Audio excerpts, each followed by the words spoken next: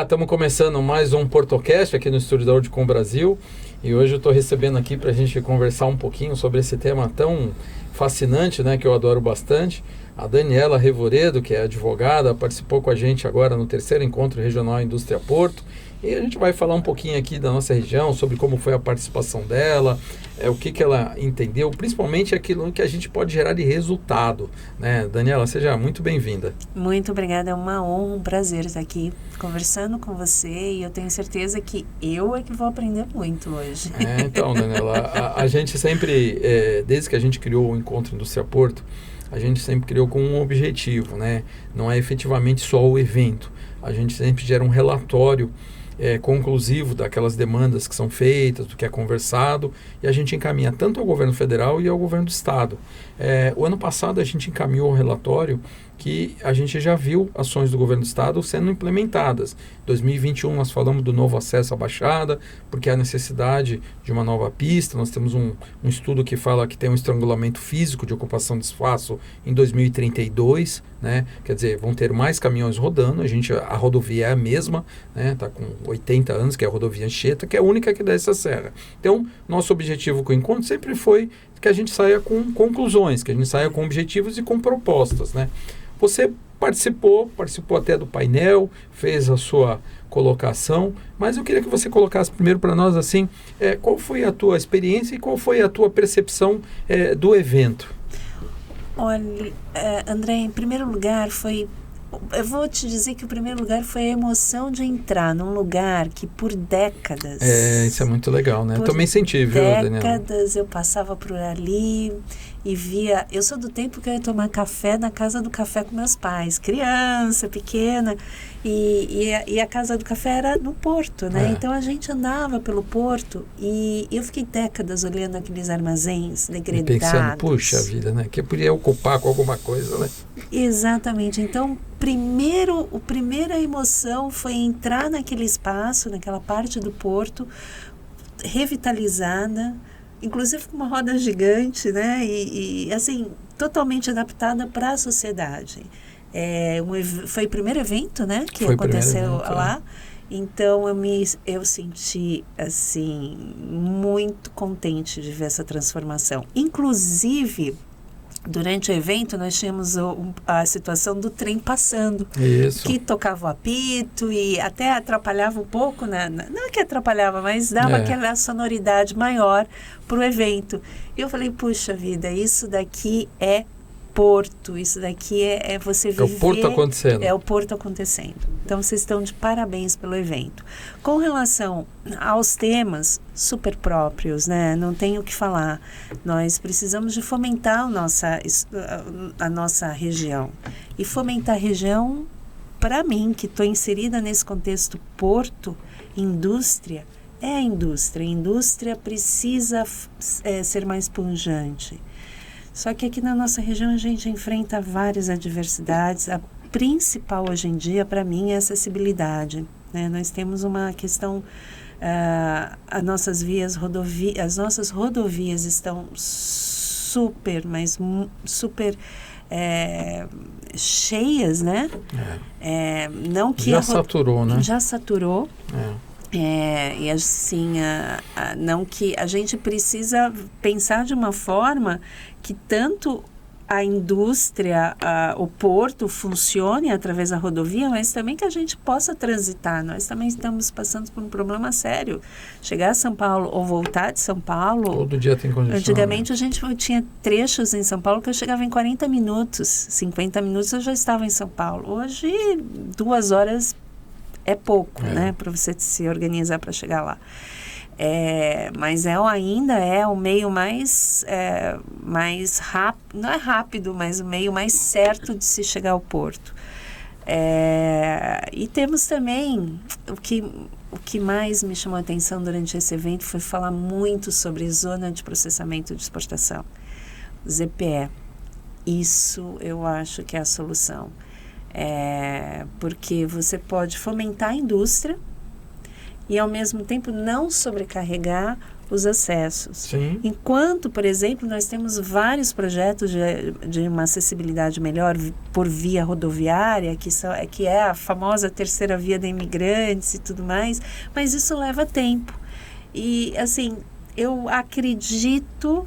Aí eu sinceramente acho que tem questões ainda que precisam ser vistas, né? Como aonde fazer uma zona de processamento de exportação aqui na nossa região, mas eu acredito que pode ser mais rápido do que a gente pensar numa melhora na acessibilidade rodoviária. E eu quero fazer aqui uma correção, porque no painel eu falei assim, vamos deixar a rodovia para os turistas, mas não é isso. É diminuir a sobrecarga da rodovia para que até os caminhoneiros possam trabalhar com mais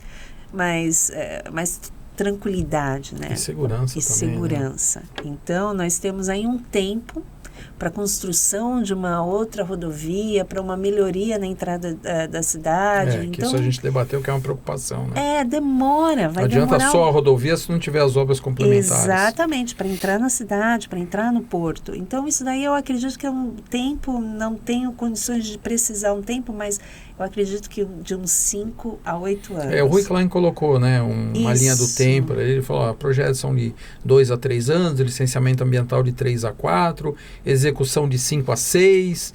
Ele falou, trazendo uma linha do tempo aqui, nós estamos falando de 10, 12 anos, né? Olha. Ele até estimou esses tempos mesmo. Então, será que se a gente... E aí a gente não vai fomentar a nossa indústria, não vai exportar, não vai importar? Será que não tem outra forma? Então, esse tema ZPE, Zona de Processamento de Exportação, é meu tema predileto hoje em dia. Porque, assim, você está falando isso baseada na tua experiência e baseado na sua convicção, porque você viu os países se tornarem o que eles são hoje, grandes potências mundiais, exatamente por terem implantado zona de processamento e exportação, porque para quem não sabe, dentro de um recinto alfandegado que você tem a possibilidade de importar matéria-prima, produzir e exportá-la com a suspensão dos tributos, o que faz com que o Brasil tivesse uma oportunidade, né, de ter uma competição de preço internacional. Sim. Por isso que a gente vê muitas coisas que chegam aqui no Porto de Santos, made in Peru, made in Taiwan, made in Bangladesh. Por quê? Porque lá tem zona de processamento e exportação e na hora que a Nike, na hora que as grandes empresas mundiais vão comprar, eles vão comprar onde é mais barato. E aí trazem para o Brasil para vender, né? E a cereja do bolo é você não sobrecarregar as vias rodoviárias ou Sim. outras vias. Outras vias são usadas para isso. Por exemplo, a matéria-prima chega no porto, via marítima. Isso. E ela é escoada via marítima. Claro, vai precisar de alguma coisa que também venha por rodovia. Não digo que ela elimine 100% a logística rodoviária, mas é muito pouco. E o que mais me impressiona é a China, é um dos países que mais fomenta. Lá eles parecido, eu não sei o nome, não sei exatamente se é o mesmo processo, mas é semelhante ao que nós conhecemos como ZPE. A China fomenta de uma riqueza fantástica. Eu tive a oportunidade de também ver isso acontecer pessoalmente na Coreia do Sul, no Porto de Busan, e gente, é apaixonante ver você a peça sair da fábrica, no caso, o carro sair da fábrica e entrar direto num navio ro-ro. Quer dizer, não precisou de passar muito. por rodovia? Não, é fantástico. Então, para mim, esse tema é o tema do momento. E aí, eu entendo que esse processo, ele demandaria menos tempo de implementação. Perfeito, é isso mesmo. De implementação, não? E traria resultado mais rápido. Sim. Exatamente. Até porque, viu, Dani, eu sempre falo aqui, a espinha dorsal do desenvolvimento da Baixada Santista, ela está pronta. Eu digo que o nosso rodoanel está pronto. Porque você sai de Piruíbe, você chega a Guarujá, você está do litoral sul até o litoral norte pela mesma rodovia. que é a rodovia Padre Manuel da Nóbrega, que cruza Peruíbe, Itaém, Mongaguá, Praia Grande, São Vicente. Você cruza o sistema Anchieta Imigrante, você continua pela mesma rodovia, ela muda de nome, passa a ser Cônigo Domênico Rangoni, que ela passa por Cubatão e vai até o Guarujá. Então, nessa espinha dorsal é que tem que vir o desenvolvimento, é que tem que vir a ZPE, porque ali tem um trecho que ainda pertence a Santos, depois de Cubatão e até chegar naquela ponte que liga com a Rio Santos, né, que você passa pelo aquela área continental de Santos, e ali tem sim que sair o desenvolvimento. Então, assim, você está completamente certa, por quê? Porque aquilo ali diminuiria a quantidade de caminhões que precisam necessariamente subir, descer a serra, muitas mercadorias que chegam no Porto de Santos, e eu tenho pesquisa que eu fiz até por conta do Complexo Andaraguá, de que tipo de vocação nós teríamos. Então, para você ter uma ideia, indústria têxtil, como eu falei, é uma. Grandes lojas como C&A, Renner, Marisa, compram em outros países, trazem no Brasil, e agora eu vou te surpreender, hein? Levam ali no começo da Castelo Branco para fazer botão e etiqueta, e muitas voltam para o Porto de Santos para ser exportada. Uau! Por que ali? Porque o ISS ali é 2%. Uau. Então você vê que eles gastam transporte para subir container, gastam transporte para descer container, pagam pedágio e mesmo assim compensa. Então por que isso não pode ser feito aqui? Outro exemplo, indústria farmacêutica. As fábricas de medicamentos genéricos, quando você vai ali na Castelo, você olha do teu lado esquerdo, você vai ver 4. Ultrafarma, por que elas estão ali? Porque elas têm um tributo de ISS reduzido. Então, essa mercadoria, matéria-prima, ela chega no Porto de Santos, a composição química vem, sobe a serra, vai para ali e muitas vezes voltam aqui para o porto para ser exportado. Então, por que isso não é feito na nossa região? Se nós tivermos a ZPE, logicamente que vai estar lá dentro. E a gente não demandaria de um espaço tão grande. Você está falando em termos de roupa, em processamento de roupa. Olha, um galpão com alguns... Eu acho que assim, para que a gente consiga fazer, eu sempre fui contra a fazer projetos que limitem o desenvolvimento. Eu sempre falo o seguinte, eu tive a oportunidade de fazer uma palestra para a Prefeitura de Santos, quando estava no estudo sobre a Ponta da Praia, e eu falei assim, nunca façam projetos medíocres que atraiam a mediocridade. Por quê? Porque você vai limitar o futuro de uma região. Eu acho que você tem que fazer projetos ambiciosos, projetos preparados e começar pequeno dentro daquilo. Eu acho que o negócio da ZPE ele vai ser tão transformador, ele vai trazer um resultado tão grande e tão rápido, que você tem que projetar algo grande e começar tipo com 50, 60 mil metros, com a possibilidade de expansão de chegar a 1 milhão de metros quadrados.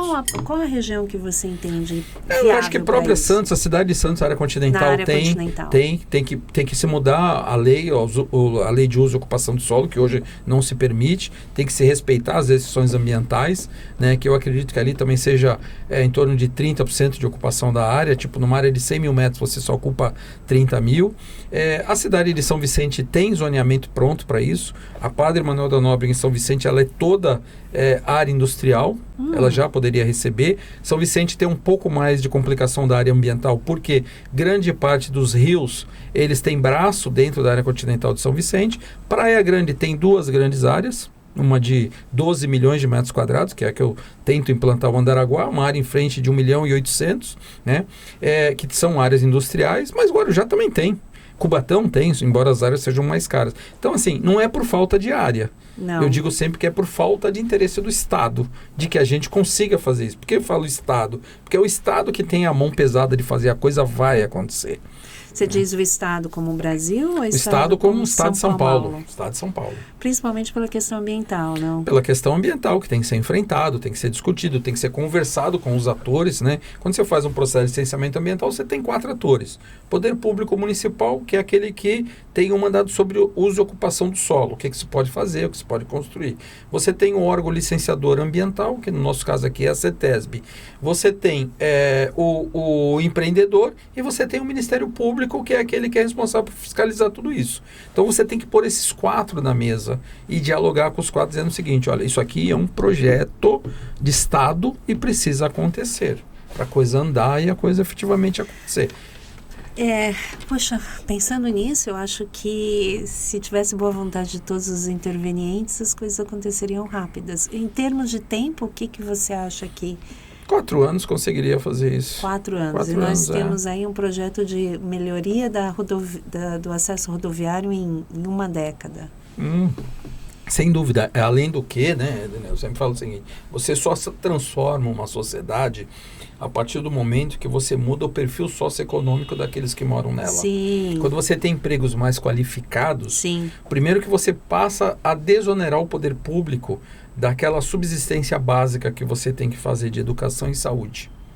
Então, quando você tem empregos mais qualificados, ao mesmo tempo que você gera mais receita para o município, você o desonera de uma grande parte de investimento de uma sociedade pobre que você tem que dar muita infraestrutura, né? Mas eu vim aqui, você é entrevistado, não sou eu. Eu estou Mas, Dani, eu queria muito. pegar um pouquinho aqui da tua experiência aí que você falou, que você teve lá na Coreia. O Porto de Busan é um dos portos que me fascina muito, está entre os 10 maiores portos do mundo, né?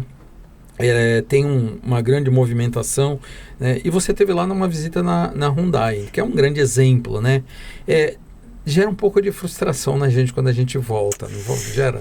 Puxa, não queria falar exatamente isso, mas vou ter que falar. Sim, gera muito. Impotência, né? A gente fala assim, puxa, por que a gente não consegue pelo menos ser semelhante a isso, né? Não, é essa a sensação. Nós temos, assim, espaço, nós temos capacidade, mas nós não temos viabilidade. Olha, eu entendo que lá é um país que não é um país democrático. Sim. Mas eu estive por lá com uma visão turística, claro, fiquei pouco tempo, não morei lá. Eu sei que tem uma questão séria com a Coreia do Sul e a Coreia do Norte, nós até tivemos algumas experiências. Um impasse político. Um impasse político e tudo mais. Mas é visível, eu não me senti mal num país que não é democrático, eu não me senti em perigo, mas eu senti que as coisas acontecem lá. Sim. Então, tem alguém que manda, né? Tem alguém que manda e fala, vai acontecer. E não vejo nada, não vi nada que sopese a questão ambiental, por exemplo. É tudo muito organizado, muito limpo. A tecnologia, eles prezam muito pela tecnologia. Então, eu fiquei muito triste de ver que lá eu vi tanta coisa moderna e que aqui nós estamos ainda... Que você começa a imaginar, né? Porque isso dá para acontecer naquele lugar, né? Isso dá para acontecer ali, né? Não, então, essa experiência que nós tivemos foi um show. Eles deram um show. Nós fomos visitar a fábrica, e a fábrica automobilística de carros, e já era impressionante, né? Para quem tem conhecimento de como isso funciona, é impressionante. E depois a gente saiu da fábrica, andamos alguns metros e estávamos dentro da área portuária. E aí nós já conhecemos, todo mundo é da região, então a gente sabe que é um porto, então a gente estava olhando os navios, a organização e tudo mais, a infraestrutura. Daqui a pouco começou a vir carros e mais carros na nossa frente. Eles deram um show ali, os carros saindo da fábrica e entrando direto em navios ro-ro, que são deles mesmo, da Hyundai. São navios próprios, né? E se você sabe o significado da Hyundai, né? Eu acho que é uma coisa que hoje em dia já está se falando bastante. Hyundai são tempos modernos. Sim. Sabe? Então, assim, todo mundo ficou paralisado vendo aquilo acontecer. E eu fiquei muito interessada pela origem, porque eu sou muito da questão histórica, né? Se as coisas acontecem hoje, por que elas acontecem? Qual é a base daquela história? E eu fui me aprofundar um pouco sobre o fundador da Hyundai. E ele é de uma família super, super, hiper humilde. No início em 1900, o pai dele vendeu uma vaca para ele ir para... Ele é da Coreia do Norte, a família é da Coreia do Norte. E ele vendeu uma vaca, que era uma propriedade da família, para o fundador ir trabalhar na Coreia do Sul. E lá na Coreia do Sul ele fez muitas coisas, começou com trabalhos humildes até se tornar um grande empresário. E quando ele estava numa situação melhor, ele multiplicou, acho que não tem agora o valor, mas multiplicou por um número X de vacas e para ingratidão ele devolveu para a Coreia do Norte. Então, eu acho que tudo acontece se a gente tiver um governo, projetos de governo que perpetue, né? Já que a gente é um país democrático. Continuação de projeto é importante. Continuação de projeto, já que nós somos um país democrático que difere de uma Coreia do Sul, por exemplo, mas a continuidade de projetos e muita gratidão, muita força de trabalho, sabe? Nada acontece por um acaso. Não. Então, se a gente tiver mão de obra e vontade de que aconteça, como que a gente pode fazer isso? Assim, a primeira ideia que vem é unir as pessoas, né? Nós estamos num momento, principalmente eu estou falando na área, eu estou falando assim, meu foco é indústria e porto, porque são os dois temas que eu tenho mais contato. E nesses dois temas eu vejo que as pessoas estão conversando mais, elas estão interagindo mais, elas participam. Você não precisa mais pedir uma audiência com o ministro dos portos para você ser atendido e chegar no gabinete dele e falar coisas que talvez ele nem saiba do que se trata. Não precisa mais disso, porque o nosso ministro dos portos está sempre aqui na região. Ontem ele esteve aqui. Sim. Então, as pessoas conversam com ele e ele visita, não só, ele já visitou várias vezes o nosso porto, como ele visita os portos do Brasil inteiro. Então, eles sabem. Nós temos intervenientes como a ANTAC, que visitam os nossos portos, que sabem o que nós estamos passando. Nós estamos, um tema que, isso é na área da navegação marítima, que é a água de lastro, né, que está uma discussão. Então, a ANTAC agora entrou e falou assim, poxa, eu quero entender por que agora a administração, a autoridade portuária de Porto Santos vai cobrar uma tarifa. Então, ela pediu esclarecimentos. Então, está todo mundo conversando, todo mundo se conhece. Hoje nós estamos gravando aqui no dia 6 de setembro, e ontem saiu uma determinação de suspensão da determinação da autoridade portuária de que é obrigatório. Por quê? Porque só tem uma empresa na região que faz esse tipo de serviço. Então, é importante esse tema, porque é um tema ambiental que a autoridade portuária não trata de hoje, ela já trata faz tempo, mas que essa determinação veio exatamente porque os navios não estavam atendendo. A determinação era, se não atender a reutilização de forma correta da água de lastro, não entra nem no canal do porto. Não entra. Essa era a determinação. Por quê? Para evitar um tipo de contaminação, né? Porque, assim, isso é tão complexo que isso ele destrói muitas vezes fauna e flora de vários países, porque o navio ele vai andando. Se questiona até questão de saúde. De saúde, e me recordo um caso que aconteceu, questão de uns 10, 15 anos atrás,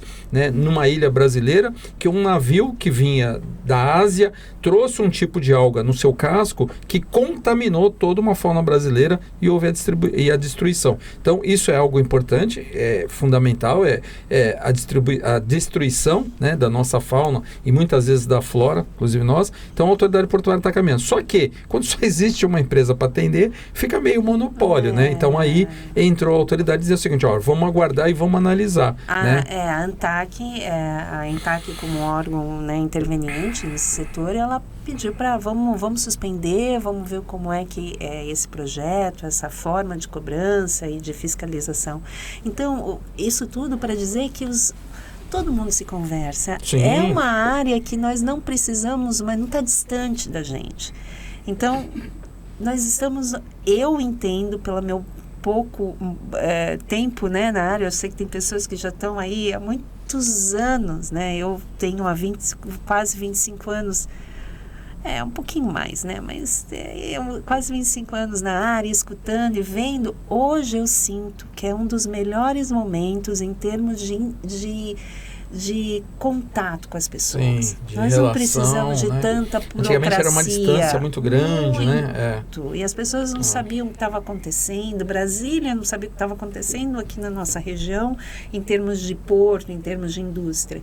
E agora não, agora todo mundo sabe, todo mundo tem um contato, muita leitura, muitas notícias, e não só notícias, mas as visitas que são feitas até nós. Então, nós podemos aproveitar tudo isso. Temos que aproveitar, né? temos que aproveitar.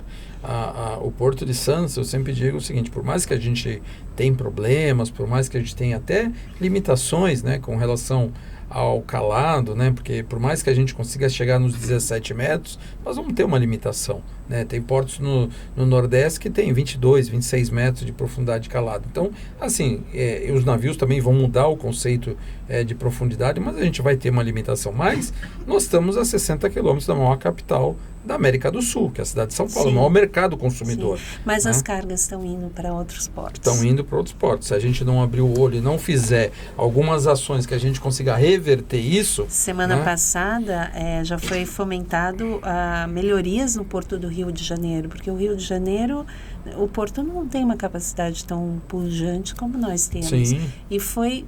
Já foi importante, deu uma boa queda. Né? Agora estão fomentando. Santa Catarina é um Exato. show Exatamente. em termos de instalação portuária, né? Sim. Dá um show.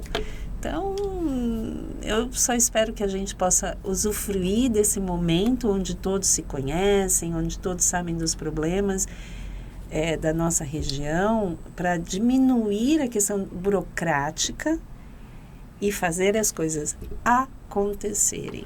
Exato. Na nossa região, tanto na parte de indústria como na parte de porto. A gente tem que lutar bastante para que a gente consiga trazer não só a reindustrialização brasileira, que hoje é importante, mas trazer indústria de transformação. A gente tem a indústria de base em Cubatão, né, que é aquela que produz materiais básicos. A gente agora precisa trazer a indústria de transformação. O mundo hoje está procurando um novo celeiro para ser o seu desenvolvimento. Eu acho que o Brasil, eu sempre falo, não perde oportunidade e perder oportunidade, mas a gente tem que lutar para reverter isso. É verdade. Né? Porque assim, a gente tem um país estrategicamente colocado no mundo, a gente tem um país relativamente pacífico. Você falou da sua presença na Coreia do Sul, dá aquela certa preocupação de estar ao lado da Coreia do Norte, né? O que aquele maluco pode fazer, eu aqui ao lado. Aí você pega os países do Oriente Médio, sempre tem aquela preocupação de uma guerra, e você pega aqui um Brasil, né, com uma extensão territorial imensa, uma costa que é uma das maiores do mundo, são mais de 6 mil quilômetros de costa brasileira, né? A gente tem a economia azul, que é a economia do mar, que é valiosíssima, a indústria do petróleo e sal está aí produzindo, e agora teremos uma nova rodada de oportunidades para o petróleo e sal, e a Baixada Santista tem que se fazer presente nisso, né? Então, assim, a gente tem muito que trabalhar para a gente não perder essa nova oportunidade. Eu vou te trazer uma curiosidade. Na realidade, não é uma curiosidade, é um fato. A Coreia do Sul é um país muito pequeno.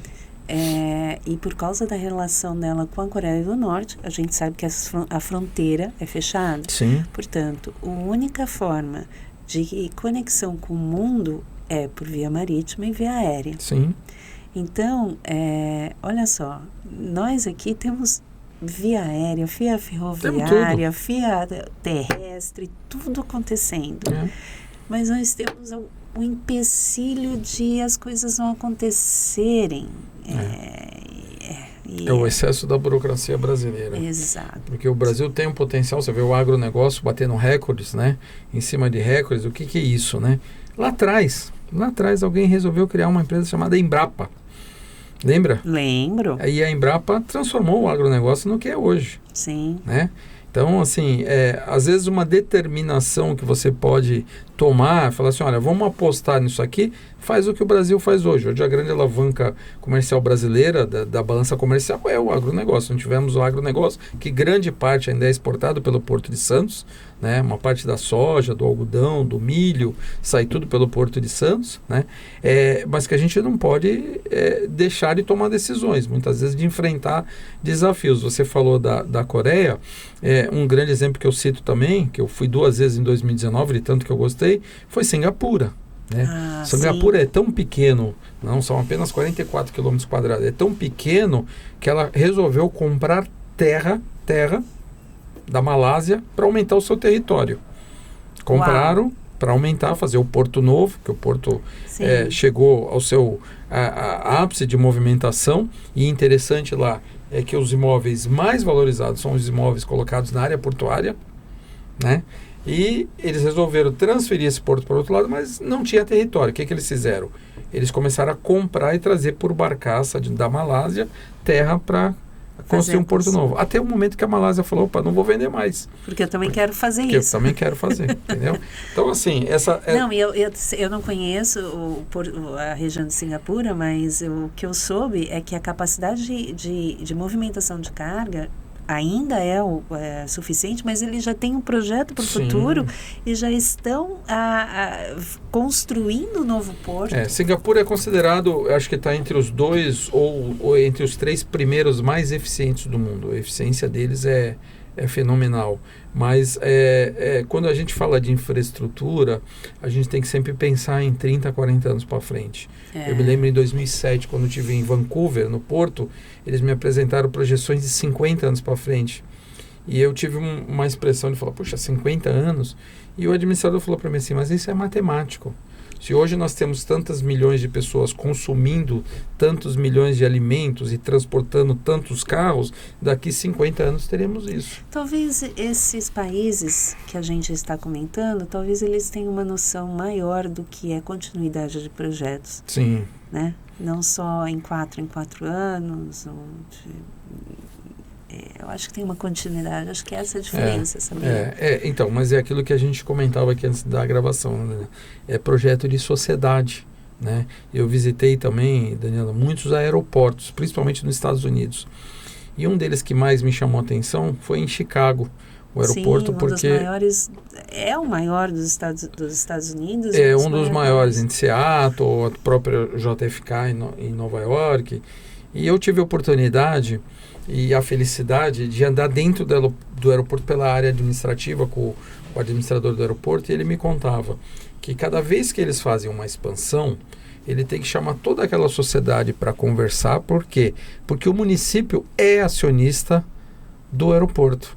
Então ele chama toda aquela sociedade e explica, olha, a necessidade de investimento que vai acontecer daqui 15, 20 anos, tal, e eles vão conversando com a sociedade, ao ponto daquele momento que eu estava lá, isso acho que foi em 2011, 2010, que eles iam trocar janelas e portas de 15 mil casas para poder não ter um impacto do ruído aéreo de um avião. Então você vê como a coisa é planejada, como é pensada, e outra, tem uma continuidade de projeto. Não é que lá mudou, o prefeito não vai querer. Não pode, porque a sociedade está trabalhando aquilo. Todos participam. Eu acho que o problema do Brasil, o que a gente vive hoje, Daniel, é o seguinte, a gente é um país em desenvolvimento, mas a gente tem tanta insegurança jurídica, a gente tem tanta insegurança política que a sociedade acaba não acreditando na democracia. Né? Eu acho que essa é a grande questão. O brasileiro sempre está se perguntando, será que esse que me representa,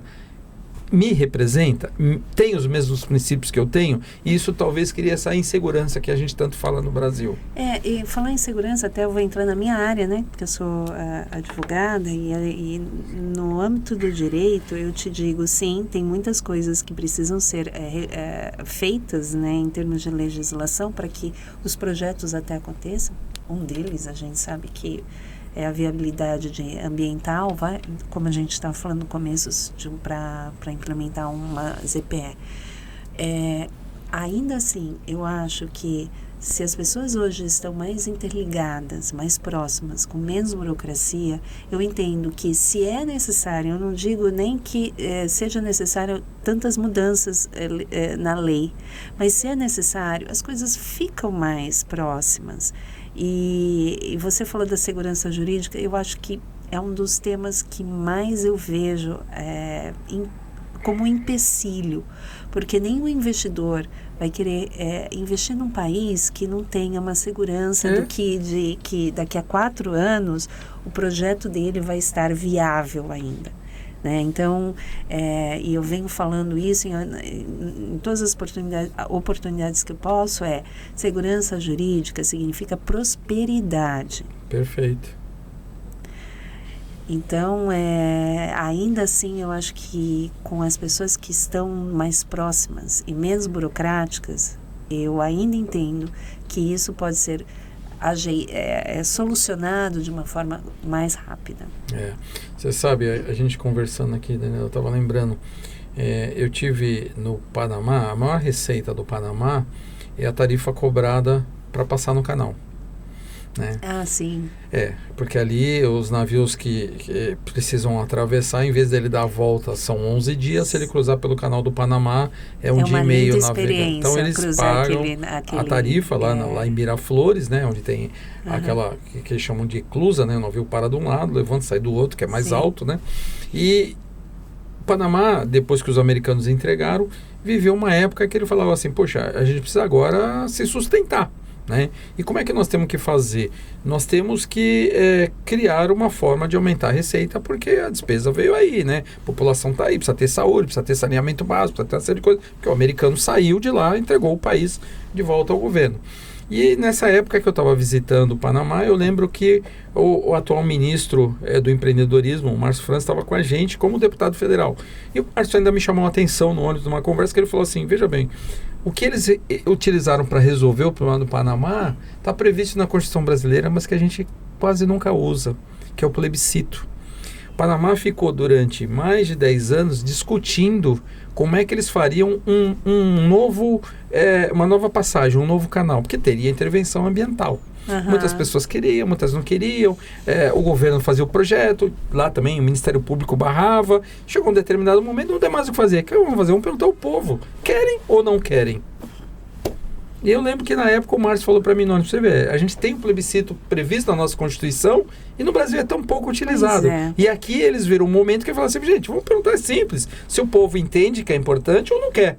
Se o povo quiser, vai ser feito. Se o povo não quiser, não vai ser feito. Eu acho que isso teve mais ou menos aconteceu, não com a palavra plebiscito, mas com a questão do túnel, né? Sim. Vamos de túnel, a sociedade da região foi chamada, nós temos esse exemplo bem próximo da gente. Depois de 97 anos, né? Como é que nós vamos ligar? Quanto a isso, sobre esse tema, eu também tenho uma curiosidade. Lá no porto lá na Coreia do Sul, construíram uma ponte. No ano, essa ponte terminou, agora eu não vou me recordar as datas certas, mas se não me engano terminou em 2004. Bom, em 2004, bem assim na entrada do porto, uma ponte com um arco bem grande, é até interessante você subir nela em espiral. E isso terminou de construir, se não me engano, em 2004. Você sabe que naquela época os navios já estavam começando a escalar para cima, né? O tamanho. Bom, fechou. Não conseguiu mais ter... os navios maiores não conseguem entrar. Os terminais portuários tiveram que sair daquela região e se mudarem. Limitou, né? E essa passagem de mudança de terminal de um lugar para outro fomentou a novidade, a implementação de tecnologias mais atuais. Então, são regiões, são terminais que se movimentam sem nenhuma pessoa na área. Sim. Do portuária, no costado do navio. Aí você pensa, bom, mas está tirando as pessoas, o trabalho das pessoas? Não, está qualificando essas pessoas. Então, esse foi um outro exemplo que a gente está falando de plebiscito ou da vontade do povo. A gente teve esse exemplo agora recentemente, né? Porque eu acho que foi a vontade do povo demonstrar que não queria o túnel, mas vamos de túnel. Não queria ponte, mas vamos de túnel. Foi também um belo exemplo da vontade do povo. É isso. Conversamos aqui com a Daniela Revoredo, que é advogada, participou com a gente do Encontro Regional Indústria Porto, né? Claro, agradecer demais a tua presença. É sempre bom, né, a gente falar desse tema que é nosso aqui, que você atua.